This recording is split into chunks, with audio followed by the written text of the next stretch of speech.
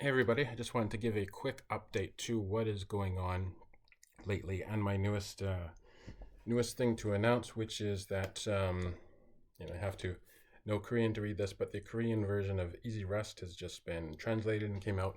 I didn't translate it myself. It was done entirely by Hanbeat Media, which is that company you see there. And inside you have all the same examples and so on. And this is because when Easy Rest first went up, I made I signed a contract with Hanbeat for them to translate it into Korean, and then later on, Manning got in touch, and that was for the English and other language rights. So Korean, you have this, and you can get it in any Korean bookstore if that is your thing, or if you're living in Korea, or if you just find it fun.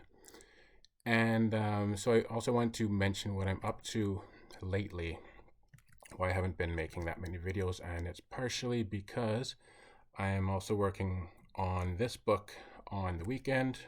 Every weekend I put some time into this, and this is going to be the second book for Manning, and it's going to be called probably Natural Rest, and it's based entirely on real code samples in crates like Valoran. Valoran is a game that kind of looks like Cube World, and then there's like Bevy and whatever else. I have like a whole bunch of repos, and then I just search through them and I look for code samples that match the reader at a certain point in time.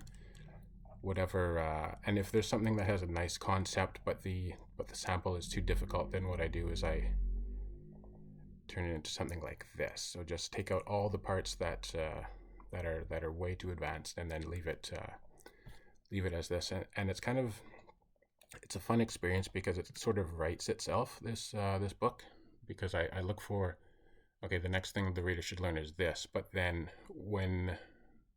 then I take that code sample and then start following it, and it brings me and the reader to places that I never would have decided to write myself. And one example of that is what I was working on today, which is so sometimes people will use like a box stir instead of formatting's a bit weird here. Instead of like a stir or or even a cow. And so it goes into like why some people want to use a box stir or an arc stir, and how they're made.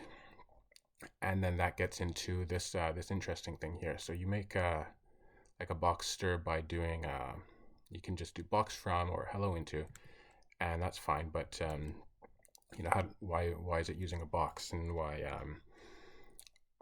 it's about like ownership of so you want to own the data, but you want it to be immutable, and sometimes people like it because it's only 16 bits instead of 16 bytes instead of 24.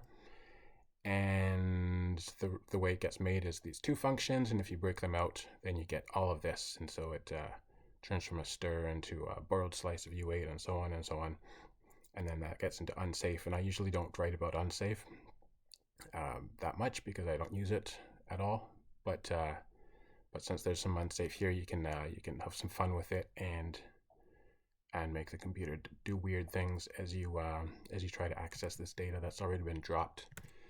So that is a lot of fun, and I think I'm going to make it's time to start making videos on this, because it's time to start editing it. It's about 90,000 words so far, and it's maybe a good time to start introducing it bit by bit, and then see how the flow is working. And then at the same time, I have videos to make for Eon Surreal Renaissance for SurrealDB, and so I think it'll be a nice spacing out, because I know most people are here for pure Rust, and even if SurrealDB is made entirely in Rust, the learning the query language, you don't see any Rust at all. So I can like satisfy both of those needs. And then so the video should be about half of this natural Rust, and then half of SurrealDB videos.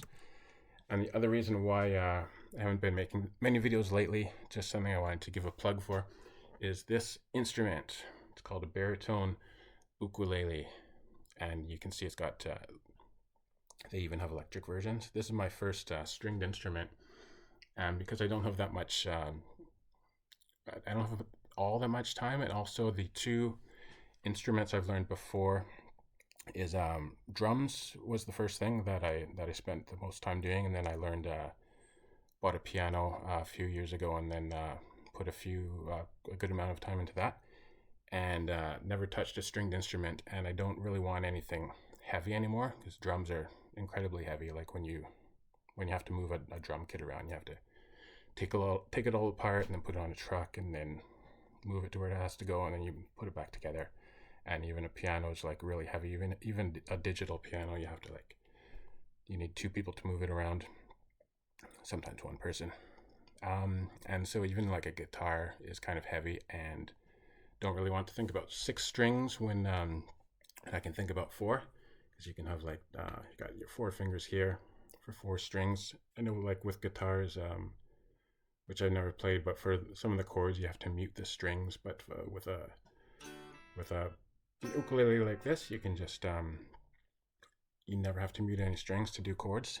And the interesting thing about this is there are 4 sizes for an ukulele, and the baritone is actually the same tuning as a guitar, just minus 2 strings.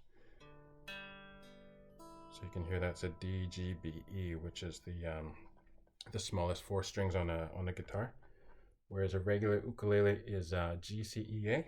So it which is that, although it's called re-entrant tuning, so the first one's a bit higher, so it's usually G, C, E, A. That's what ukulele will sound like. But sometimes you can have a low G, and it's like that. And I'm a total beginner on stringed instruments, so I'm not like teaching anything, but just showing why I got this. And I like rock and heavy metal and so on, so having this this really portable thing around makes it really easy to just reach for it and then put in like 30 minutes or an hour, and I can even like carry it around with one hand outside and take it wherever I want. So that is what I've been up to lately.